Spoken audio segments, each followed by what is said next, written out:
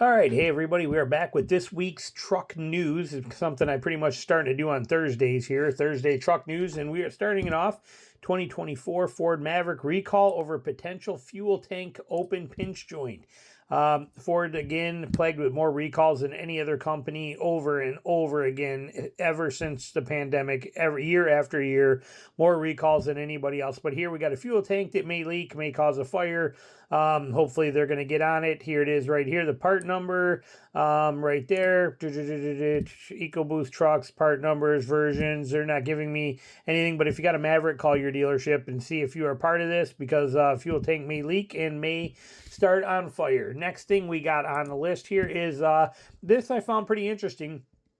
The headline grabbed my attention, but it's for Japan. Okay, and it makes sense because Toyota is such a Japan company. But the Land Cruiser tops Japan's most stolen car list again. Okay, but I happened to start reading the article and it shows what ones are most stolen in what country, which I found pretty interesting for us here. So we roll down here and most stolen vehicles in Japan are right here. Obviously, they're mostly going to be Toyotas and Mercedes because Toyota's the most prevalent car there. Makes perfect sense. But where did I see? Right here. Here we go. Car thieves have different preference depending on the region. Okay. In the US, they usually go for full-size trucks, Hyundai and Kia models. Let that sink in. That's the main takeaway from this here. If you live in the United States, the most commonly stolen vehicles are full-size trucks or Honda and Kia model vehicles. Okay, so that was really the takeaway here.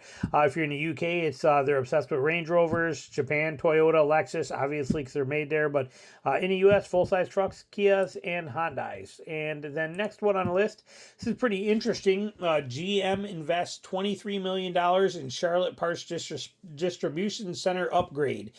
You can read this article. Go look it up if you want. It's right up here at the top, GM Authority. If you go there, GM Authority, and you look, just type in upgrade or any of those words, GM investment 23, it'll pop right up for you.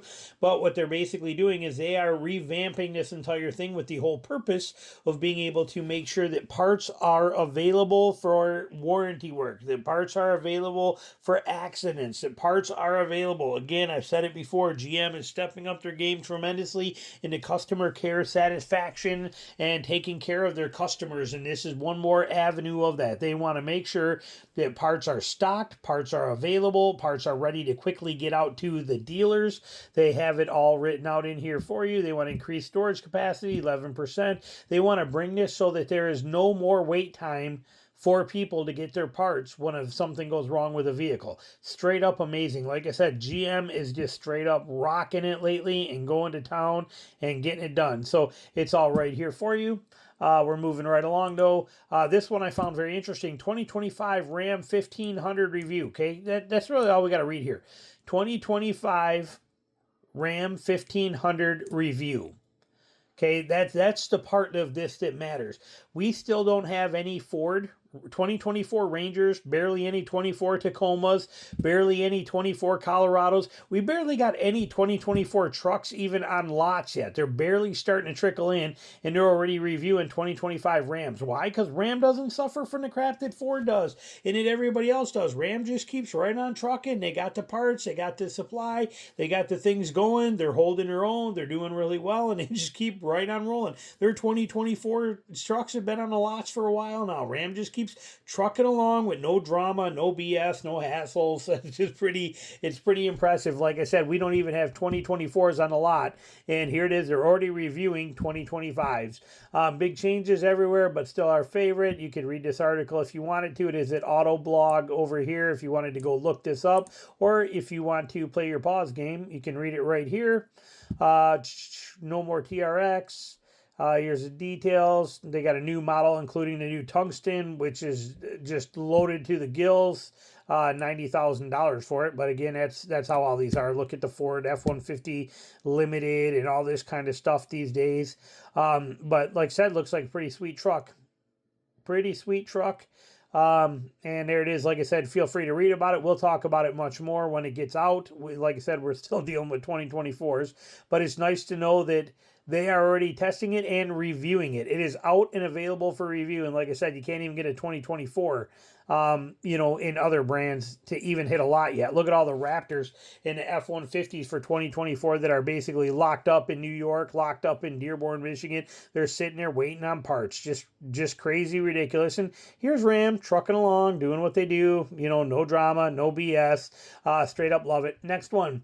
This one was interesting. I'm not a fan of electric vehicles, and everybody knows that. But the Rivian, the Rivian R1T, the Rivian truck that you see right here, and they took it on a 1,100-mile road trip. The all-electric pickup ended up parked for over 5 hours at various charging stations for an 1,100-mile trip. Okay, that's I'm going to say it's probably about 14 to 15 hours of driving, but it spent 5 extra hours sitting at chargers, and it cost $320 to go that 1,100 miles.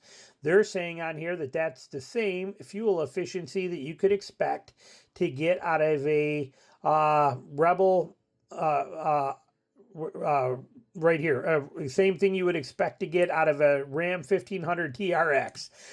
So it's pretty crazy, what it costs for charging. And now remember, these charging stations and these prices are the lowest they will ever be because they want you in an EV. Every company in the world wants us in EVs, and the government does. The second we're all in EVs, I promise you, these charging prices will shoot through the roof. It'll go insane.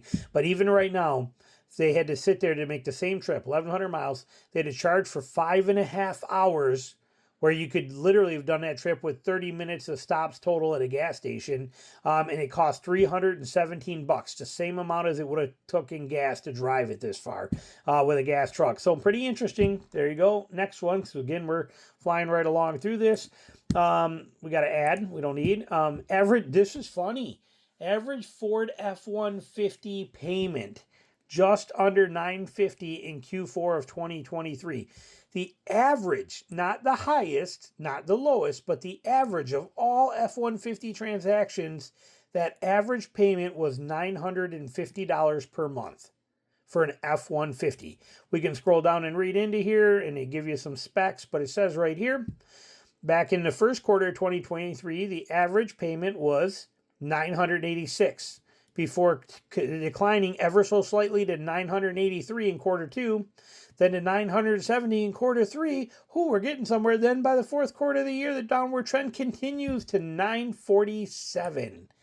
$947 is the average monthly payment on a Ford F-150. By comparison, we go over here. By comparison, the Silverado 1500 closed out the quarter with the low figure in that regard, with the average customer paying $932 per month. These are insane. These are absolutely insane prices. Moving on from there, we got this one right here. Ford F-150, though, they are off. Ford is doing everything they can to try again to be somebody in the auto industry with all their failures and everything they got going on and all their problems. The people just don't want them no more. And it's showing. They like I said, look at the Mach-E. You can basically, it's like buy one, get one free. The deals they offer on these things because they can't move this stuff. Same with the Lightning. Well, look at here. Ford F-150 incentives. Oh, this is nice. We are starting to see, again, low interest rates. Look at 1.9 APR for 72 months. Okay, this is not for 36 months like some of these games other people are playing where they're like, we'll give you 2.9% financing for 36 months on a $65,000 truck. Most people can't pay that.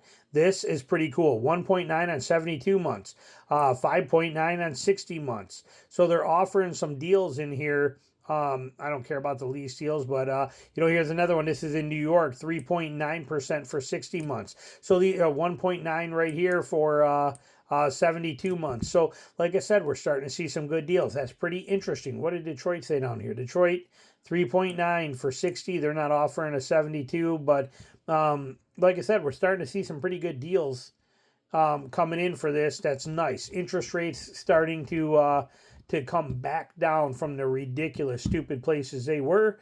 And how far are we in this? Almost 10 minutes. We got to keep moving. I don't want these to be too long for you. This one here, this is just pointless here. Okay, so we got Ford CEO Farley says initial quality improved last year. No, it didn't. It's all a joke. Nothing improved. All this guy does is blow wind out of his mouth is all he does. Because for, like I said, the last, 4 years, Ford quality has just crashed and crashed and crashed and crashed. And they try to tell you that things are getting better and all this kind of stuff, but they're not. Look at, again, the recalls, everything there. But don't believe the BS that comes out of some of these people's mouths about this stuff. But initial quality improved last year. What, by like 1%? Does it tell us? I don't think it does, but I'll bet it's like maybe 0.5%, 1%. I mean, it's ridiculous, the amount of stuff going on at Ford. So that one's no good. This one I find pretty interesting. I don't want ads right here. So there's a lesson here for you that's real simple. We don't care about this guy's decision on this, but we have Torque News talking about a $4,500 for a 2024 RAV4 extended warranty. Yes or no? Okay, this guy wants to know if it's worth it, so they're gonna talk about this, and they're gonna break down the cost of what it's gonna be for ownership and how many miles you're gonna get, and none of that matters. But here's what it is right here. The $3,300 that the dealer's charging for that warranty, plus the tax, became this much money, $3,800. Then if you finance it in for 5 years at a rate of 6.49%, the average rate, so you're adding $659 in interest, the extended warranty actually costs $4,500. Okay, that's what we want to talk about. That right there is our problem. First of all, never buy your extended warranty through the dealer. Okay, don't do it. Even if you need to finance it, don't do it, because a lot of times you can do monthly payments on your warranties and buy them directly through Chrysler. You can get them from other dealers, things like that. I'll give you an example. I have basically the same exact warranty.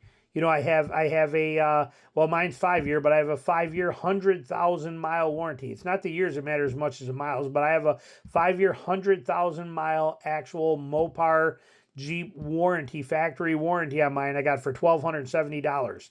Okay, out the door, done. Here, if you finance, these guys are charging $3,300 plus tax, plus the finance rate, $4,400 or $4,500. Point being here, never